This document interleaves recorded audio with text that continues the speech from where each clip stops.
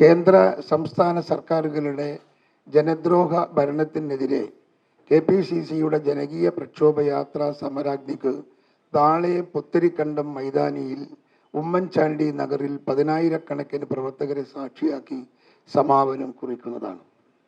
ഈ ജാഥ ഇവിടെ അവസാനിക്കുന്നില്ല. ജനകീയ പ്രതിരോധത്തിൻ്റെ തുടക്കമാണിത്.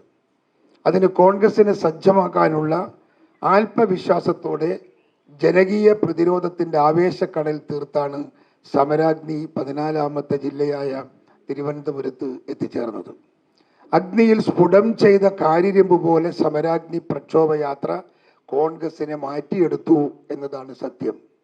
സമകാലീന കേരളീയ സമൂഹത്തെ ആഴത്തിൽ തൊട്ടറിയാനും കേട്ടറിയാനും ഞങ്ങൾക്ക് സാധിച്ചു. പിണറായി സർക്കാർ താറുമാറാക്കിയ ജനജീവിതത്തിൻ്റെ വിവിധ തുറകളിൽ നിന്നെത്തിയവർ നെഞ്ചുപൊട്ടുന്ന നൊമ്പരങ്ങളാണ് ഞങ്ങളുമായി പങ്കുവച്ചത്.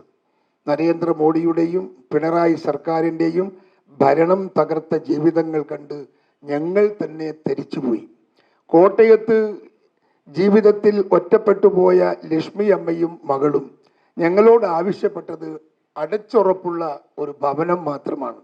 പനച്ചിക്കാട് പഞ്ചായത്തിൽ 3 സെന്റ് സ്ഥലം സൗജന്യമായി നൽകാമെന്ന് Kottayam east block president Sibi John ഞങ്ങളെ അറിയിച്ചപ്പോൾ ലക്ഷ്മി അമ്മയുടെയും മകളുടെയും വീടെന്ന സ്വപ്നം സാക്ഷാത്കരിക്കാനുള്ള സാമ്പത്തിക സഹായം KPCC ഏറ്റെടുത്ത് ജില്ലകളിൽ നിന്നും ചികിത്സാ സഹായത്തിനും മറ്റും ലഭിച്ച അപേക്ഷകളിൽ സാമ്പത്തിക സഹായം വാഗ്ദാനം നൽകിയിട്ടുമുണ്ട്.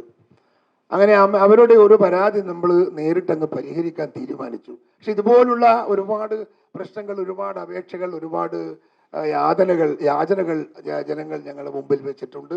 അതിന് സമഗ്രമായ ഒരു പ്രൊജക്റ്റ് എന്തുണ്ടാക്കാൻ പറ്റുമെന്നതിനെ കുറിച്ച് ഞങ്ങൾ പഠിച്ചുകൊണ്ടിരിക്കുകയാണ്. ജനകീയ ചർച്ചാ സദസ്സിൽ ജനങ്ങൾ സമർപ്പിച്ച പരാതികളിൽ സർക്കാർ തലത്തിൽ ഇടപെടൽ നടത്താൻ സാധ്യമായതെല്ലാം കോൺഗ്രസ് ചെയ്യും. പരാതികളിൽ നിയമസഭയിൽ അവതരിപ്പിക്കേണ്ടതും കേന്ദ്ര സർക്കാരിന് സമർപ്പിക്കേണ്ടതും പ്രക്ഷോഭം ആരംഭിക്കേണ്ടതുമായ വിഷയങ്ങൾ തരം തിരിച്ച് പരിശോധിക്കാൻ പഴകുളം മധു ചെയർമാനും സജീവ് ജോസഫ് കൺവീനറുമായ ഒരു സമിതിയെ ഞങ്ങൾ നിശ്ചയിച്ചിട്ടുണ്ട്.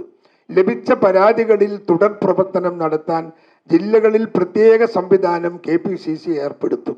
ജനങ്ങളിൽ നിന്ന് ലഭിച്ച പ്രധാന നിർദ്ദേശങ്ങളിൽ UDF പ്രകടന പത്രിക ഉൾപ്പെടുത്തും.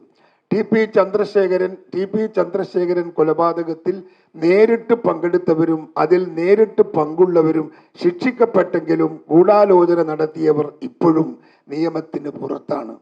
TP വധക്കേസിലെ ഗൂഢാലോചന കേസിൽ നീതി കിട്ടുന്നതുവരെ ഞങ്ങളും പോരാടും. സത്യത്തിൽ കേരളത്തിൻ്റെ ജുഡീഷ്യറിയിൽ ഒരു അപൂർവമായ വിധിയാണ് ഈ ചന്ദ്രശേഖരൻ കൊലക്കേസോടനുബന്ധമായ വിധി നമ്മുടെ മുൻപിലുണ്ടായത്.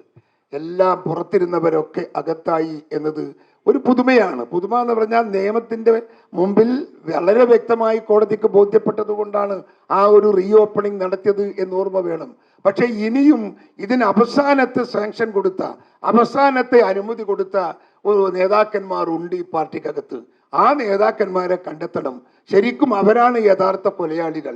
അവരെ കണ്ടെത്തണമെങ്കിൽ അന്വേഷണം കൂടുതൽ ആഴത്തിലും പരപ്പിലും കൊണ്ടുപോകണം എന്നാണ് ഞങ്ങൾ ആവശ്യപ്പെടുന്നത്.